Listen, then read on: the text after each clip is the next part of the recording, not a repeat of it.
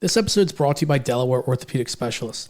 Dr. Mace has been with the pod for a couple of years now, and he has provided some incredible insight when it comes to Eagles, Flyers, Sixers, Phillies, and it's only getting better from here.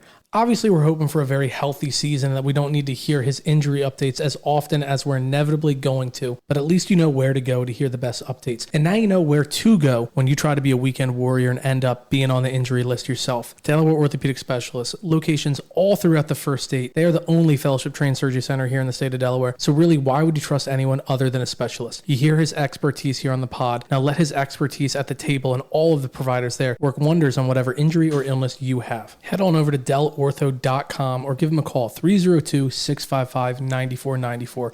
Don't trust anyone other than a specialist. Welcome to Talkin 215, your go-to podcast for everything you need to know about Philly sports. Whether you bleed green, trust the process, fly with the Flyers, or fight with the Fightins, this is the place where we break down Broad Street. Jake, Sean, and Joey deep dive into the heart of Philly sports culture, breaking down games, roster moves, and sharing the stories that make the 215 truly legendary. So grab a cheesesteak, settle in, and let's get to talking 215. Now here's your host, Jake Biasado. If your team ain't 3-0, don't talk to me. Birds 3-0 in a very wild finish. One of the craziest endings in a long time. You heard Mike Quick drop his legendary "Do you believe in miracles?" again after yet another incredible play. This isn't at the Meadowlands though, baby. It's at the Link. We got one person that was there live. We got the Doc, and as always, we got Coach.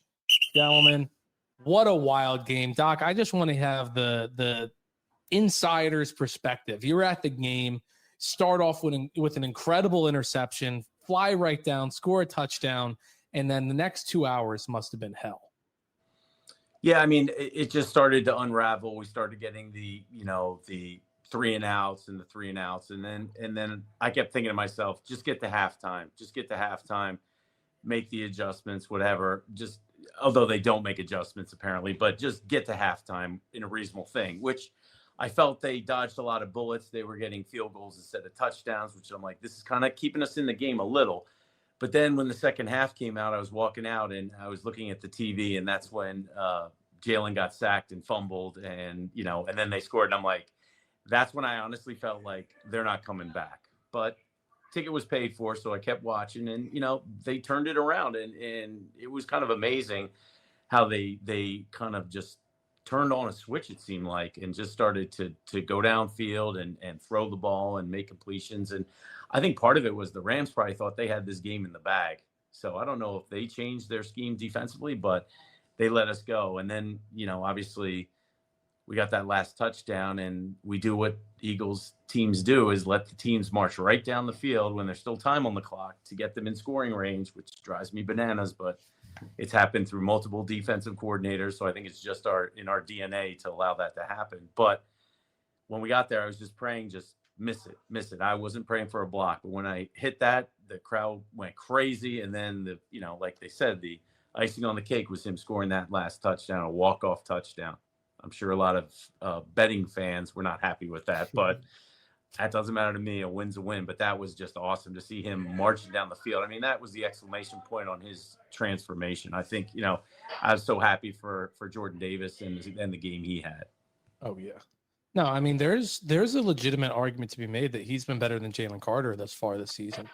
Even if you take week 1 out of it, even if you just say week 2, week 3, there's a lot of argument that he's been the most impactful defensive lineman on the team thus far. Well, I think, I mean, you do have the one game off, and I don't know if you guys noticed this game, but Jalen Carter was holding his wrist again in this game, so I could see it from where I was sitting. I'm like, there's something up. I don't think he's playing with a full deck right now, and I think that's affecting his play to some degree. Yeah, Doc, I mean, a guy like him where he's just focused on beating double teams, beating blocks. I mean, he's double teams in the top 5 players in all the NFL. What is a wrist injury doing, and how is it affecting his ability to get to the quarterback?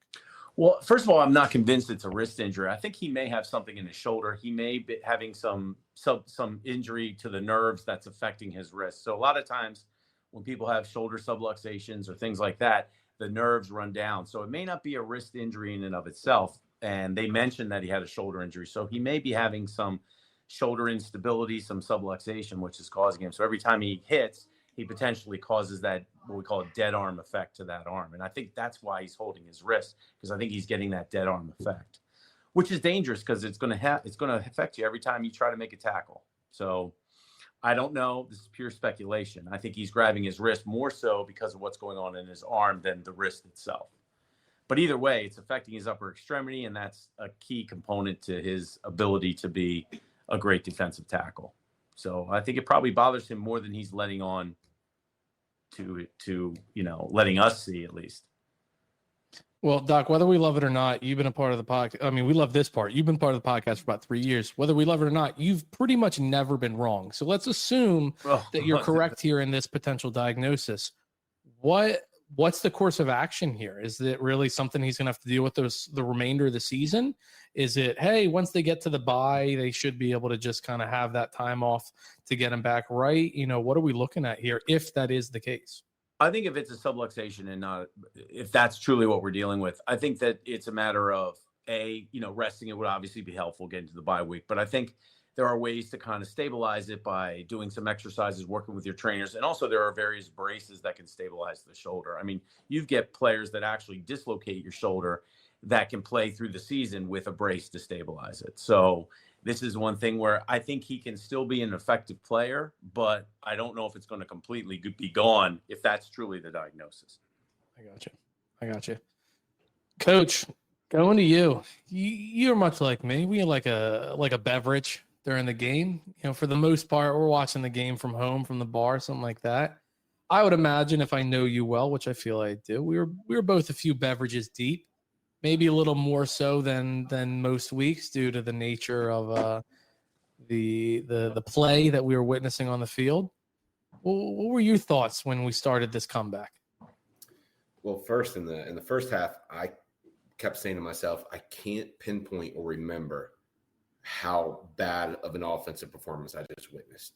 I mean, if you take away that Zach Bond interception on the first drive, which gave us the short field, I mean, I was telling my family, my friends that we were watching the game with, I said, if it's third and more than 6, we're not getting it right now.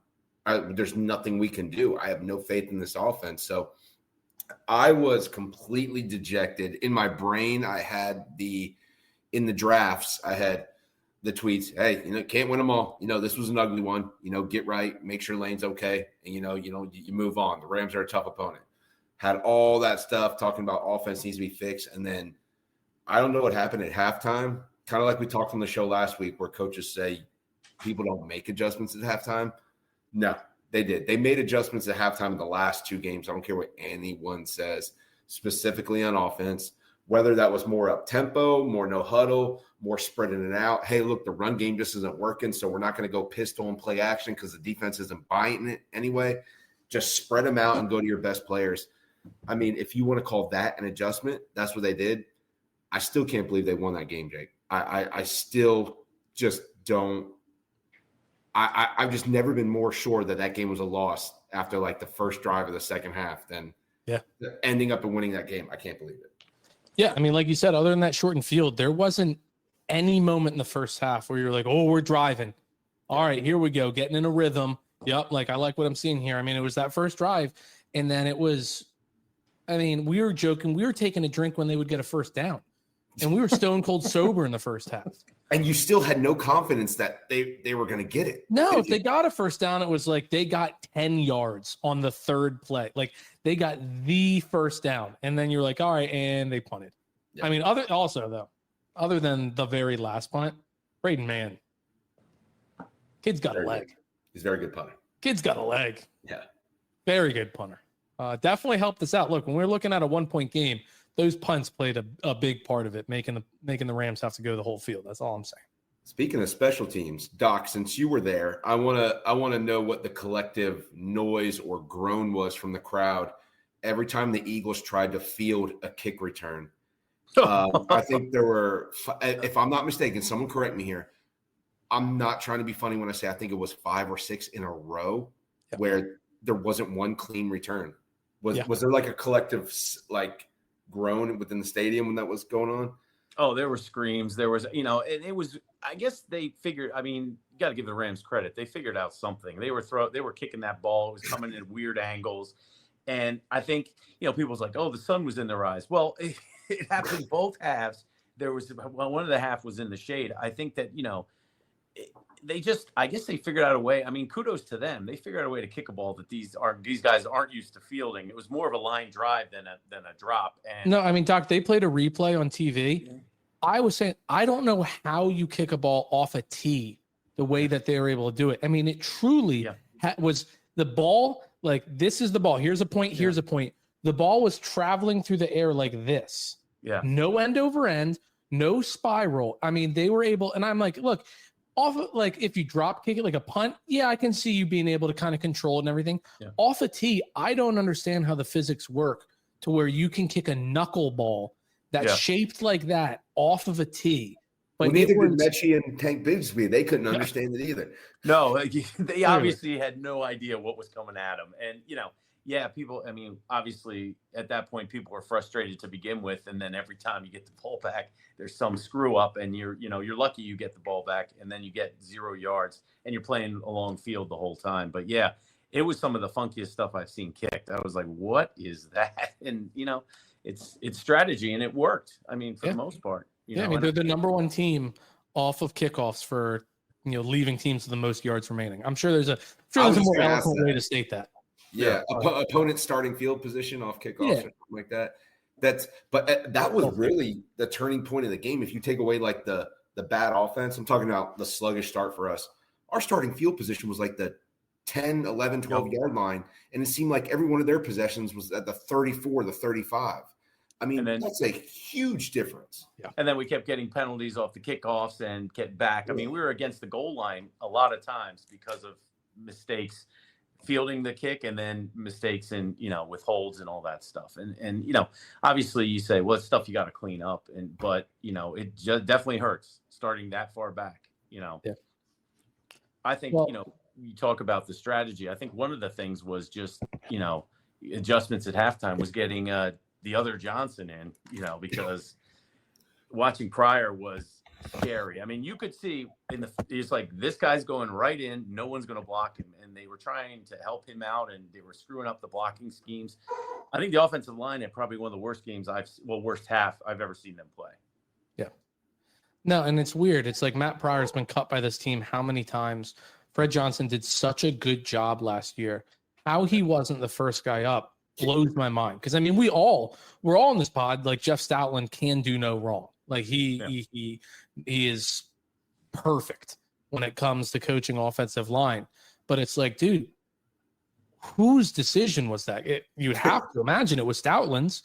Yeah. So like, what is going on that you're like, yep, this guy that we've cut 1 billion times, that's back for like what seems like the 7th time in Philadelphia, gets the backup spot over a guy that we just watched last year. And we were all like, man, like, what a cool story. I mean, he nearly left football and Stoutland kept him in the league, and he had a great year. Whenever he was asked to do anything, he stepped right in and stepped right up. Like, you could see what a crazy difference it was when he was on the field.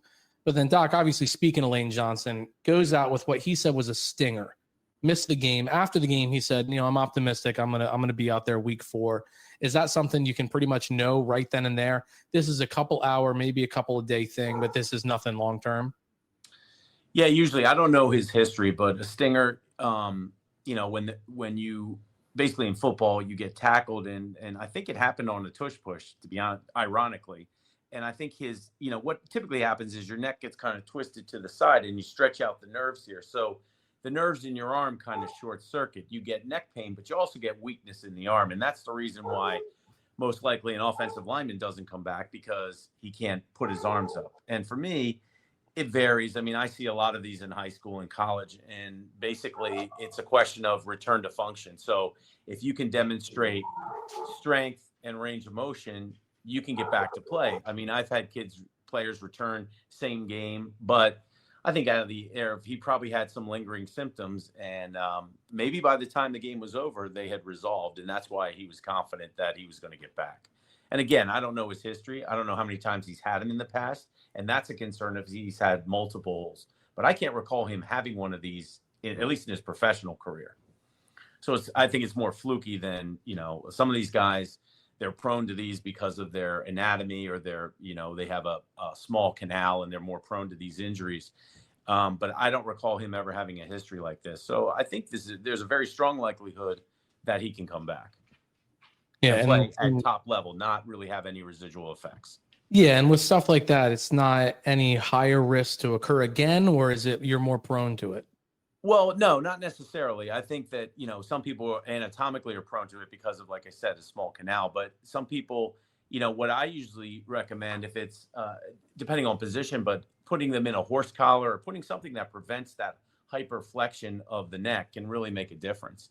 And in someone like him, who's an offensive tackle, putting a collar on them is not going to affect his game that much and may help prevent a possibility of injury. But I don't think just because he has one means he's going to have another. I expect him to be full range of motion, full strength, no neck pain. And if he has that, I don't think he's at any increased risk once he gets back on the field. Nice. All right, well, look, we've got a lot more to talk about this game. We've got some injury updates with the Phillies, specifically Trea Turner. A lot of news came out today on him. But we're bringing back an old segment from last season, sponsored by our friends over at Delaware Orthopedic Specialists. We're doing Talkin Points. For those that don't remember, it's very similar to Pardon the Interruption. I'm going to ask you guys questions that they don't know heading into it. Both of you have 30 seconds. Last year, we were way too lax. Way too lax. We let people go for 2 minutes. 30 seconds, I'm muting you. You're cut off. You get 30 seconds to answer these. I'm going to award a winner come the end of it. Unfortunately, Sean and Chris weren't able to make it on tonight. So, I mean, you both are on the podium. Congratulations. You're both getting a medal. Let's see who gets gold. Let's see who gets silver. Doc, I'm going to start with you. Question number 1. Did the Rams lose or did the Eagles win? I'm going to go with the Rams lost. They had the win. If you have that big a lead in the NFL and you lose, it's on you. That's my 30 seconds. Boom. All right. I mean, that's a bonus point for only 7 seconds used. Coach? I'm going to go Eagles win. You don't accidentally block 2 field goals. You don't accidentally go 3 for 3 in the red zone in the second half. You don't accidentally beat a playoff team when one of your best offensive players, Saquon Barkley, is shut down. So I think the Eagles won this game, although the argument could be made that they lost it in the first half. Yeah. I thought the Eagles did a phenomenal job with their social media team tweeting right after the game. Had me in the first half, not going to lie. That was good. That was very good. Coach, sticking with you, any concern over Saquon's slow start? My concern wouldn't be with Saquon. My concern would be with the interior offensive line. I have not been impressed with Landon Dickerson or Cam Jurgens, to be honest with you. And I'm not saying that they're playing bad, but I'm saying for the caliber of offensive players they are on the O-line, they're playing below their standard. Doc? Well, I think Saquon is underperforming in part because of the offensive line, but also because of expectations. Last year, people didn't really know what to expect of Saquon coming from the Giants, and now they know. Now they know what he's capable of. You saw the Rams were keyed on him. They knew where he was every play. They were on him. The only thing I saw him open was that catch he dropped, which he could have walked in for a touchdown. But I think that and that's another reason why he's underperforming, not catching the ball. So, but I feel like it's more about the expectations. Oh, sorry, Doc, muted you there. That's your 30 seconds. But Number 1, I should be allowed to carry it over. Oh man, we don't do carry over here. Sorry about that. I have some thoughts on the interior O-line. We'll get to that after the thing. Doc, sticking with you. Should the Eagles be a pass-first team or a run-first team? You people are never happy.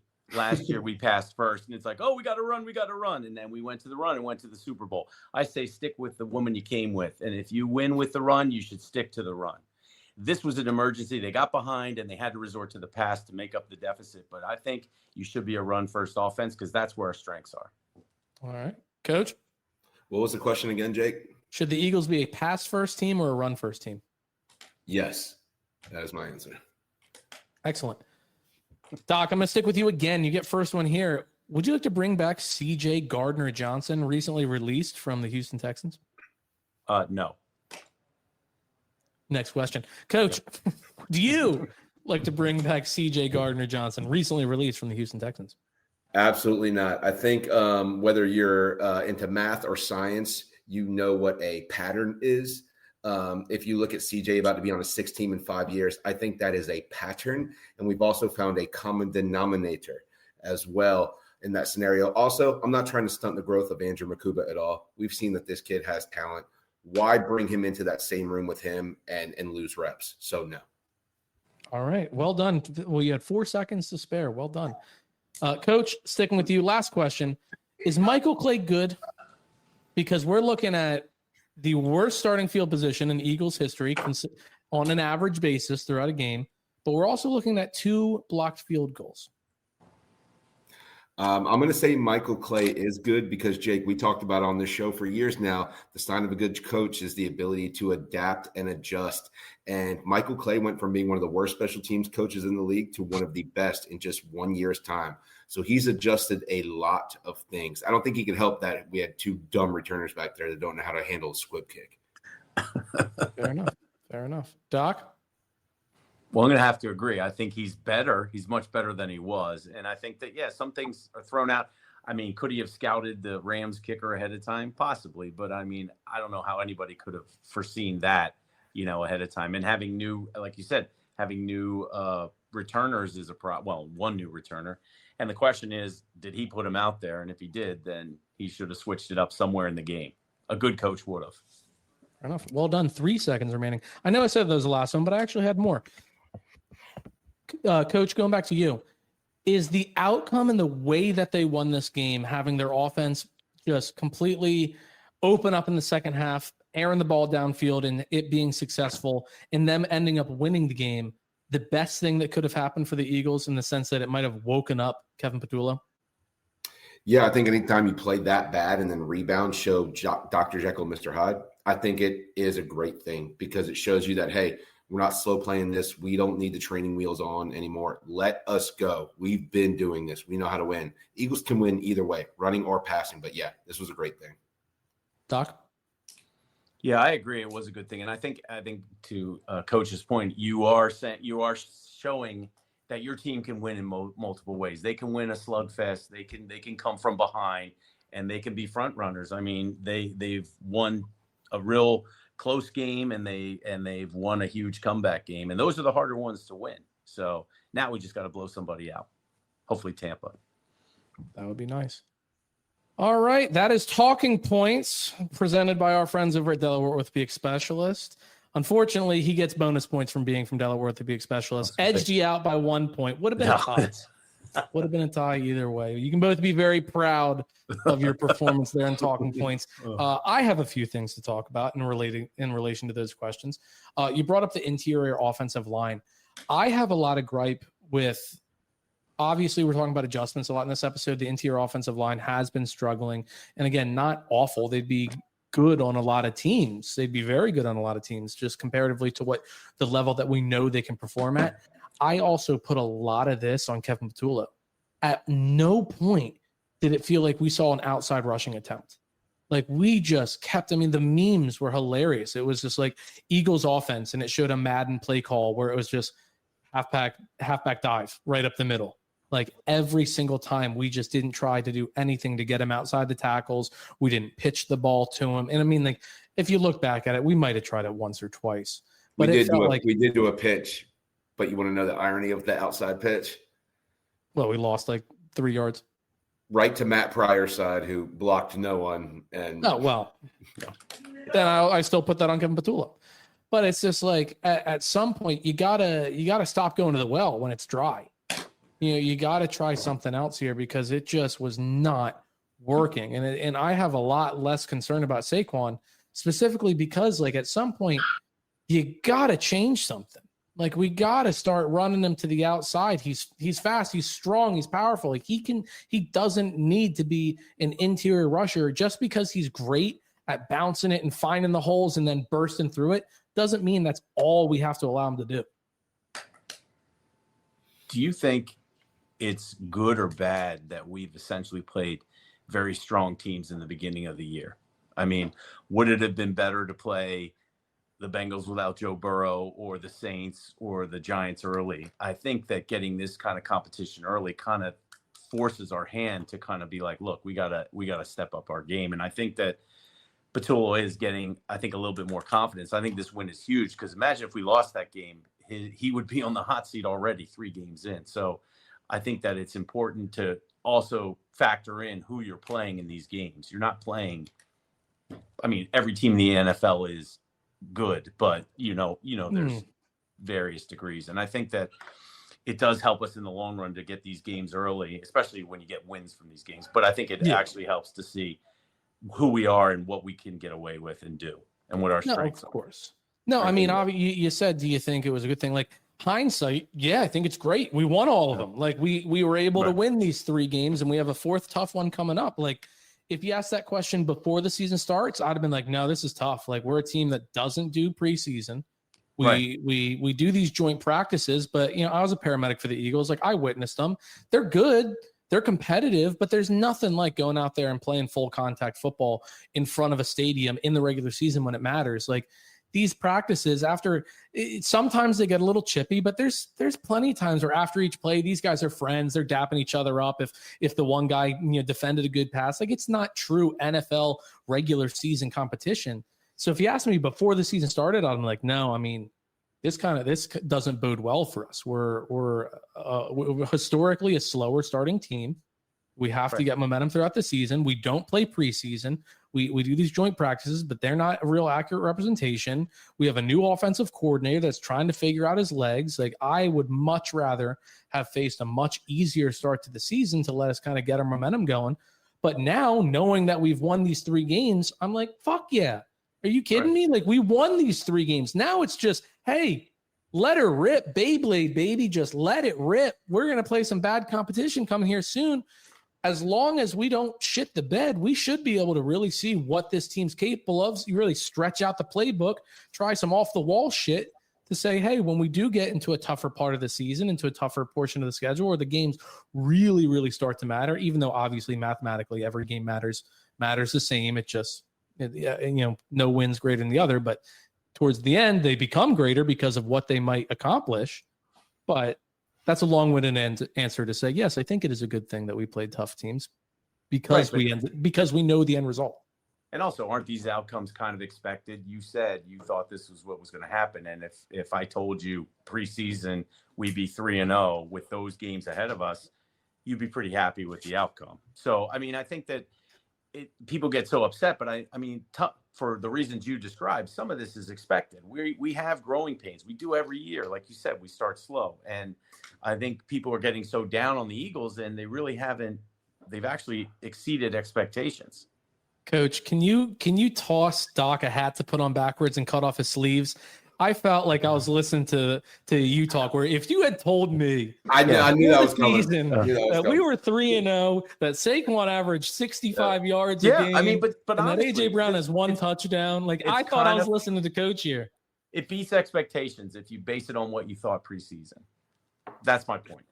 No, there's nothing wrong with being like Coach. Coach is a good guy. You don't got to backtrack it. He's very, very smart. He knows what he's talking about. That's why I do that. If you would have told me that we would have, I mean, but seriously, listen it all out. If you told me that AJ Brown would have 1 touchdown, that Devontae Smith would have 1 touchdown, that Saquon would average less than 70 yards a game, like, and we'd be 3-0 against these competitions, like, I'd have been like, all right, okay.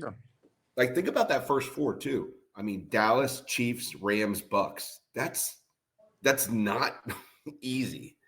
Like, and specifically Dallas, because it's week 1 and their divisional opponent. Dallas sucks. I mean, Dallas can suck every single year, but you guys know what division is. Sweeping your division opponents are never easy. No. And it's the one team that sees you the most, so they know everything about you, right? Like, and just the expectations. I mean, you play week 1. Super Bowl rematch, a playoff rematch, another playoff rematch from the previous year before. Like, we didn't have any layup games like some of these D1 schools when you see them playing like Northwest Saskatchewan State Community College to start. And you're like, okay, like, I know this is your tune-up game. You don't have those in the NFL. Hey, shout out to DOS Delaware Blue Hens 3-1. That's right. But a win is a win, but it's, as the question was asked earlier, it's almost good that we had to have this type of game so that you can fix all the problems that you maybe didn't know you would have if you beat the crap out of a team or everything went your way.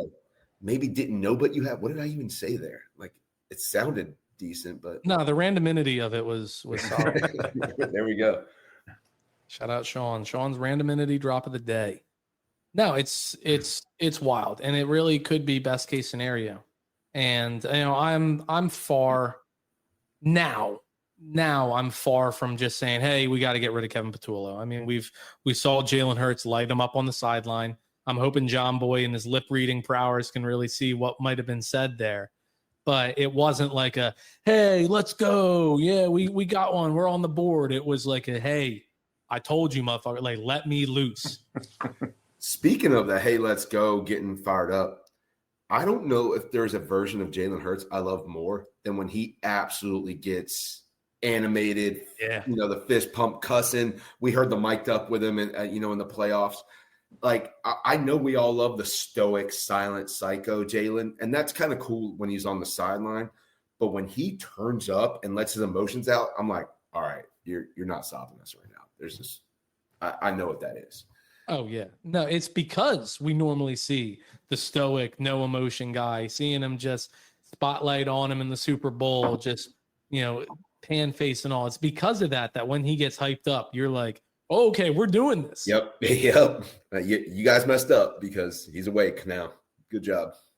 No, incredible. But I obviously think he had something to say. And so at this point, you're hard pressed as a coach to where you can't afford to go back to that style of play calling when he already calls you out like that. And then, a clip of it gets out there.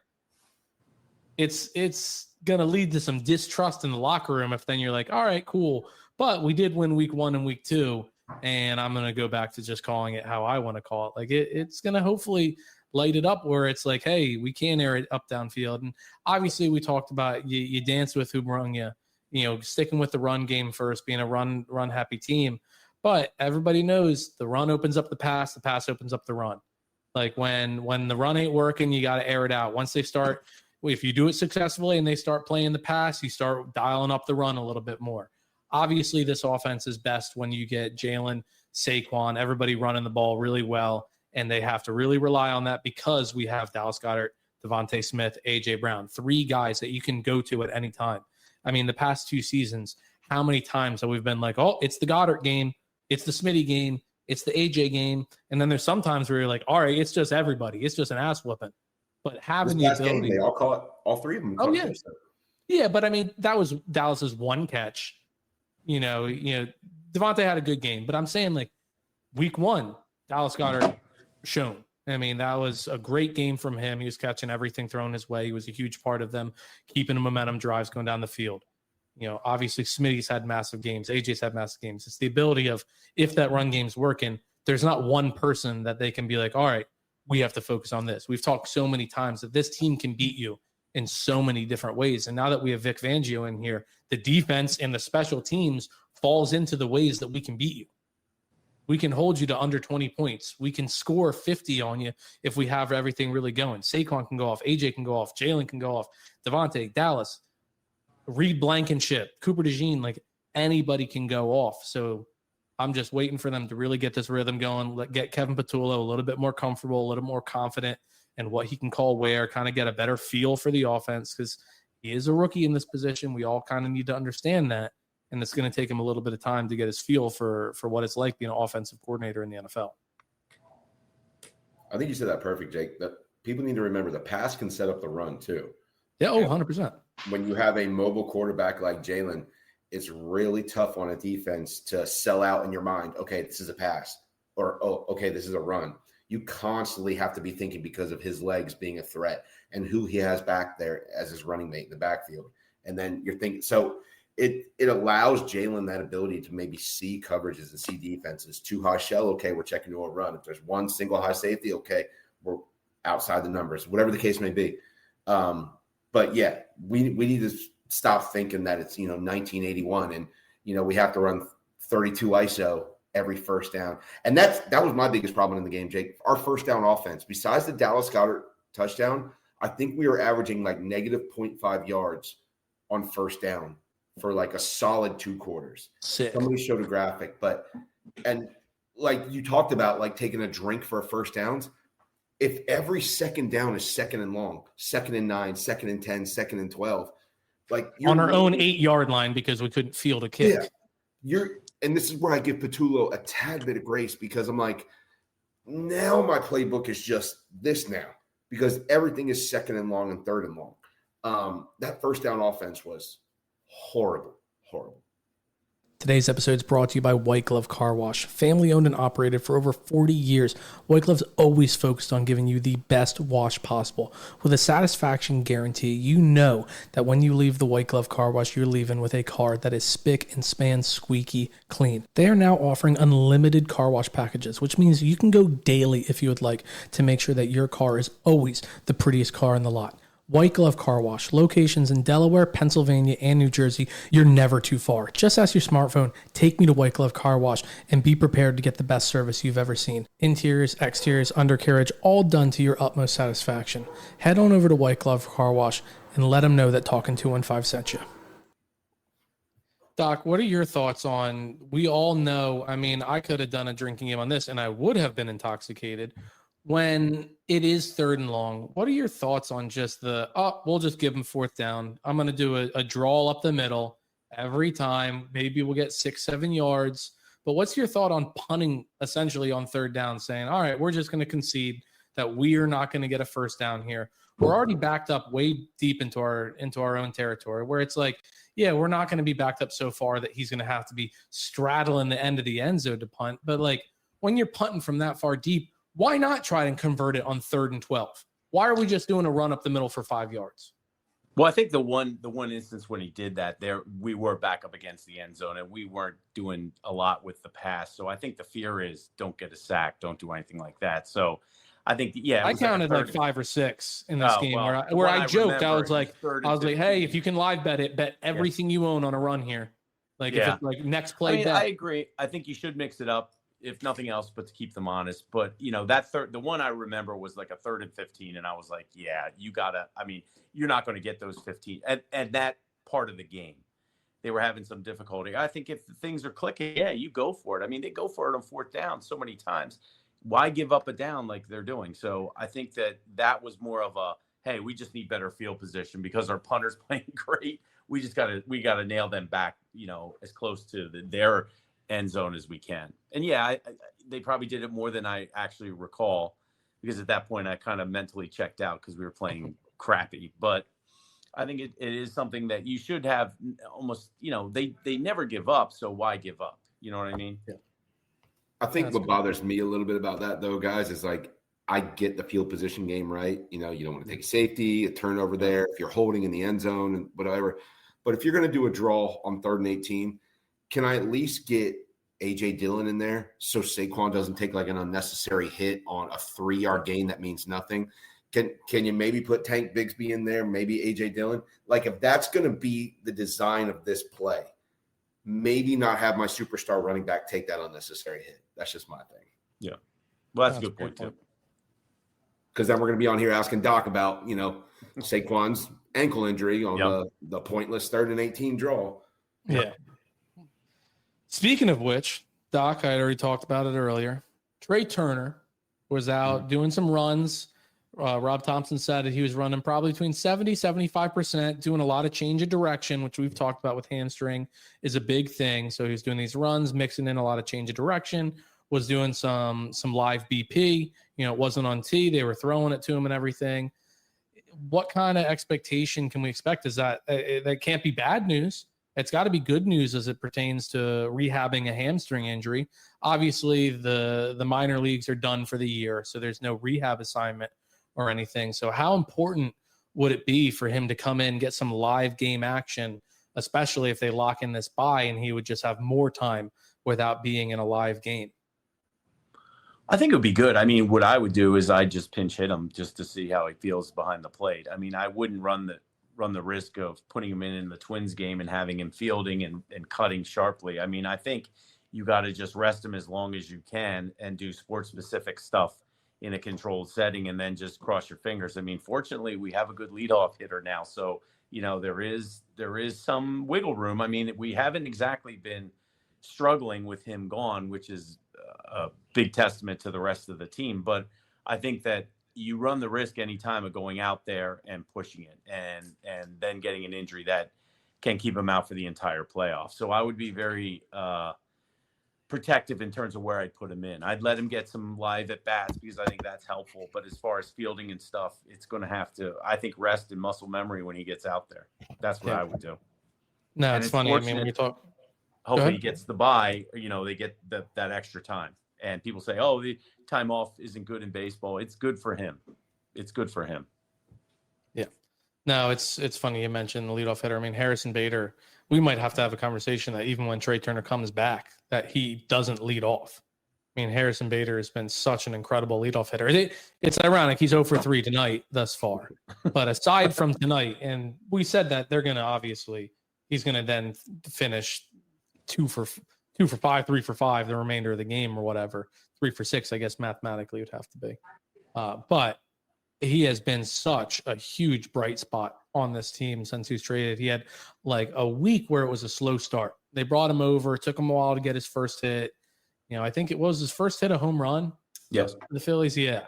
He got that. But even after that, it was another like 4 or 5 games of just not great hitting baseball. And now he's got like over 1,000 OPS for us. Let's say he's come back down to earth a little bit. He's got 885 OPS after going 0 for 3 tonight. So still pretty incredible. He's got a 323 average on the Phillies, 383 on base, and a 500 slugging. I mean, I would have traded damn near anything if you told me I was getting a guy like that. I thought he was like a platoon bat. I didn't realize he would have this type of impact.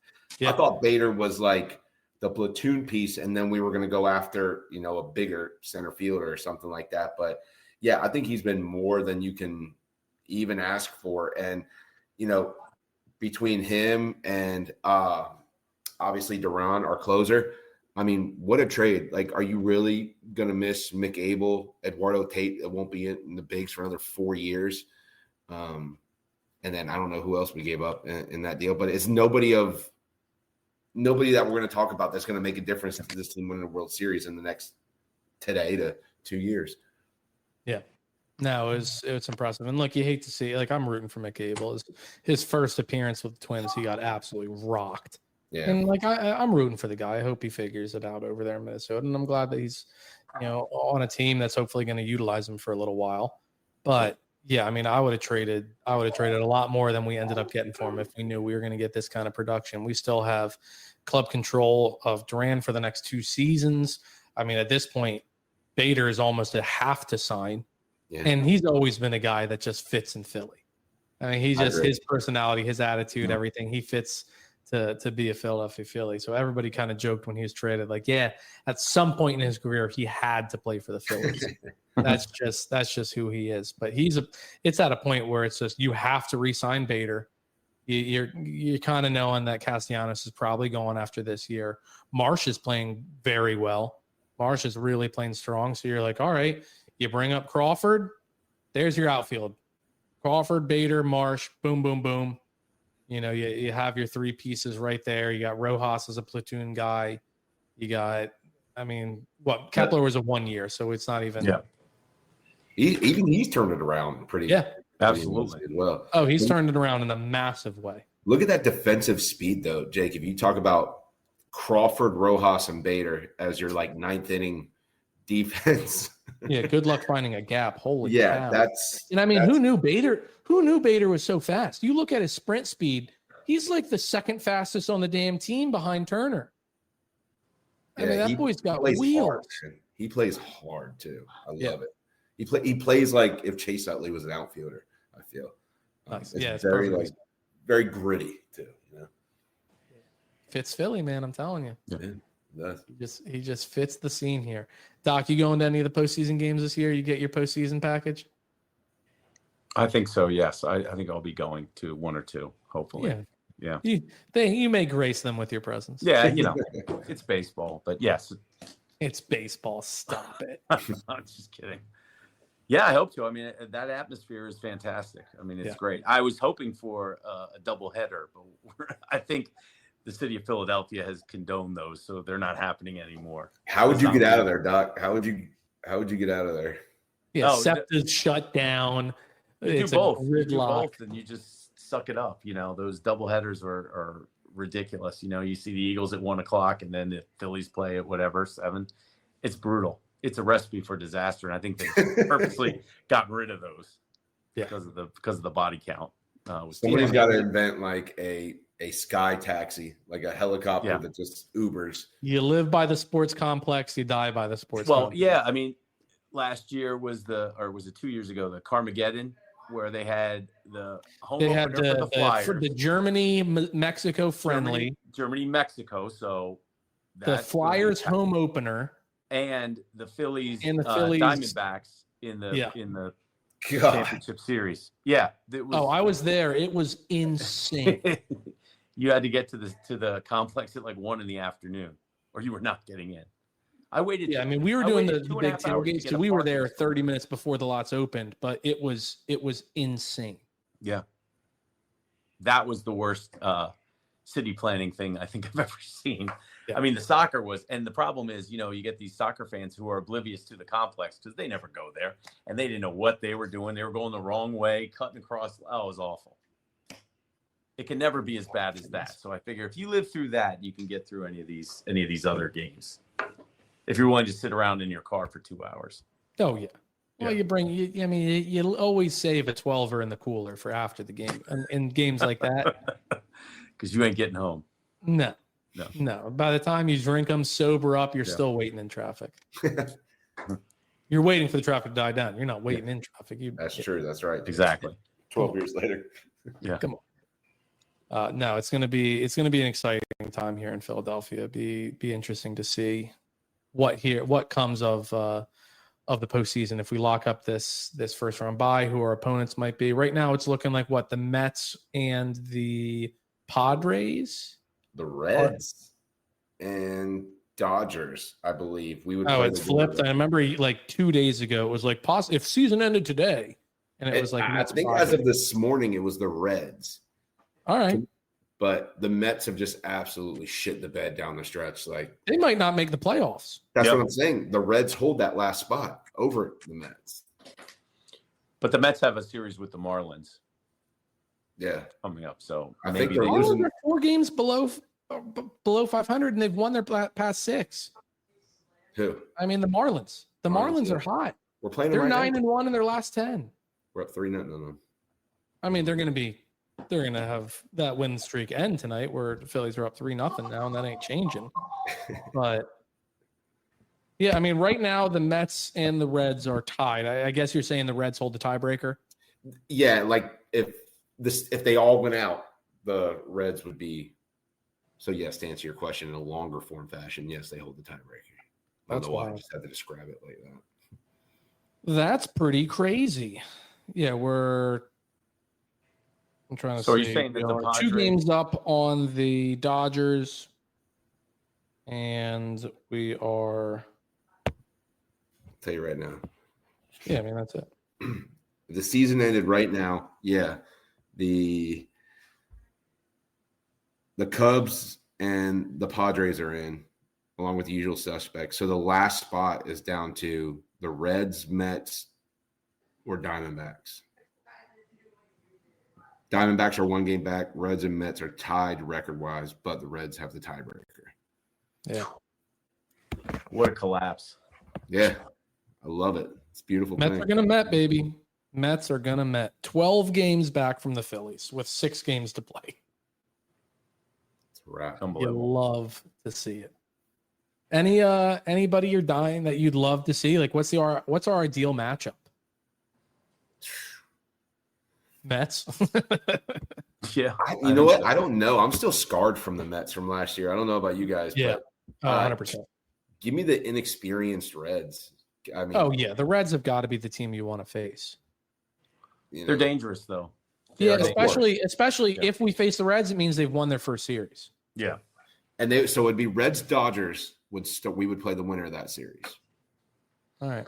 I honestly think we play the Dodgers well at home. Yeah, I was just about to say we match up well. Well, we play well against the Dodgers, even in LA. So I mean, I'm not saying I would pick the Dodgers, but I wouldn't be as worried about the Dodgers as say, I don't know. I mean, we played the Padres well too, so but in that matchup, I'd probably take the lesser. That's what's team. in.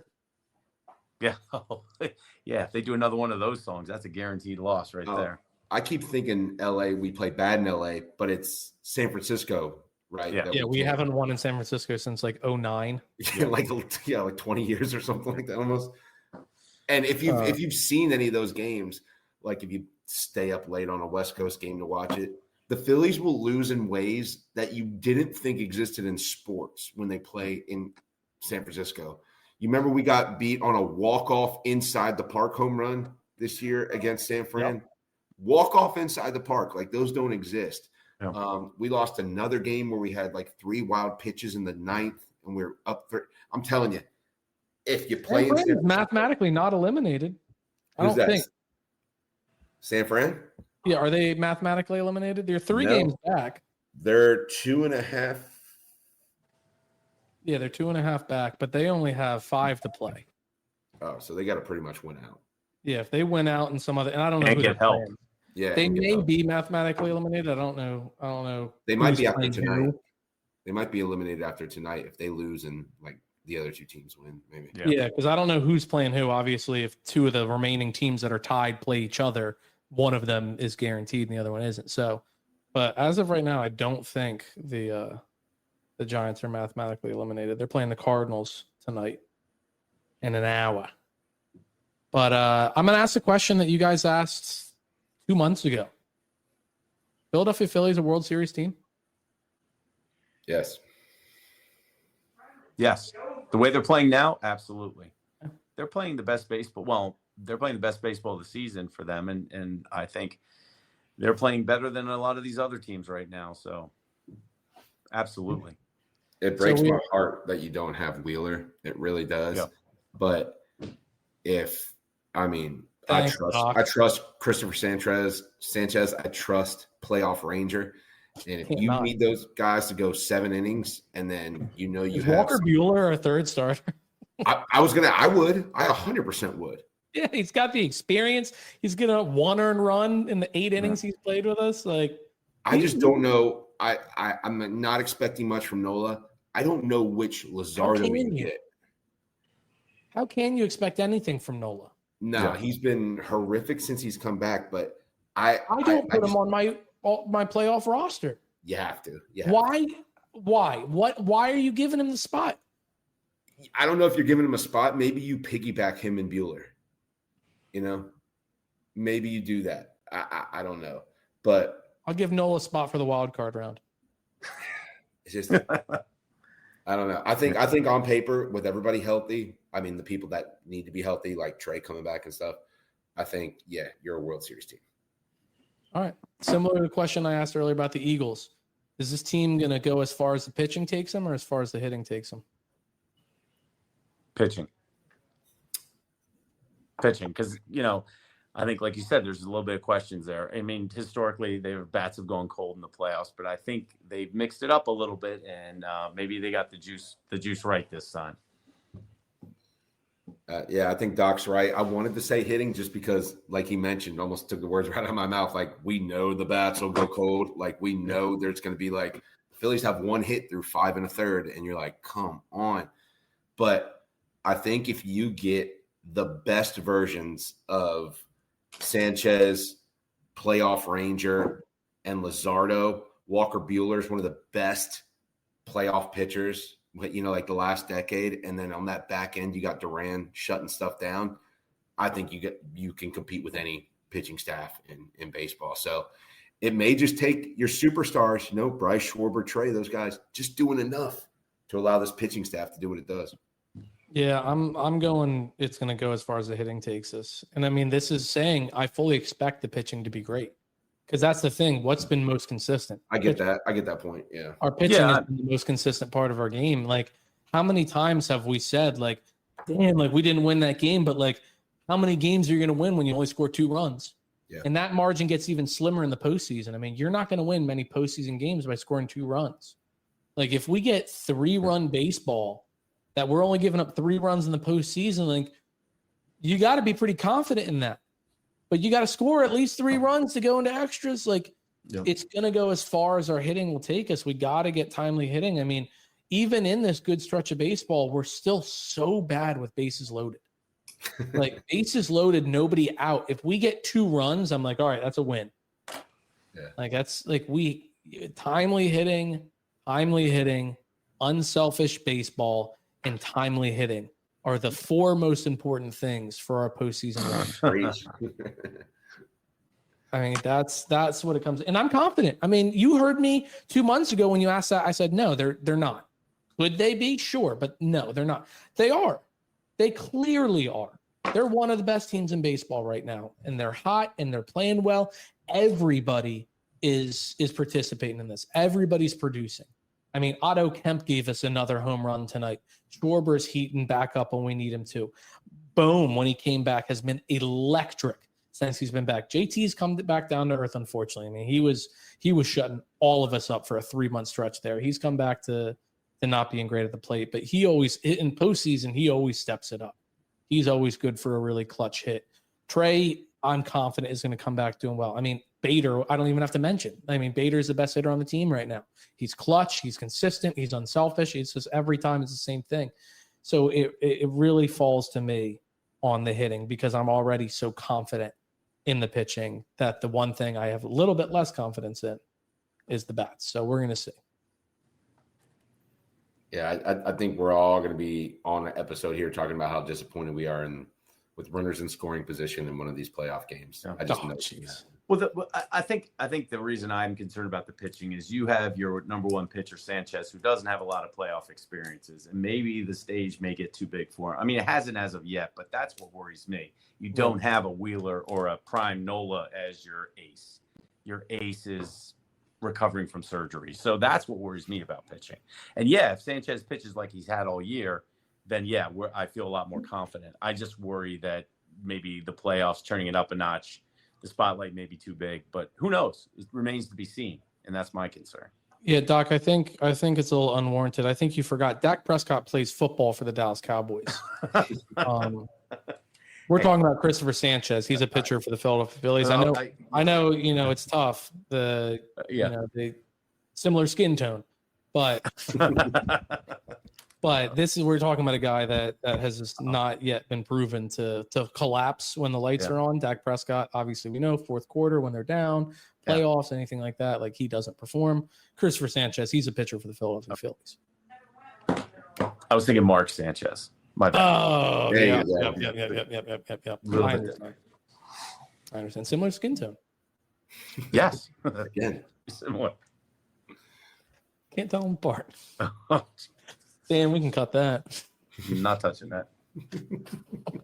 We might leave it. Who knows? Gentlemen, Birds 3-0. We're going to talk in a couple of days here about week 4, previewing it.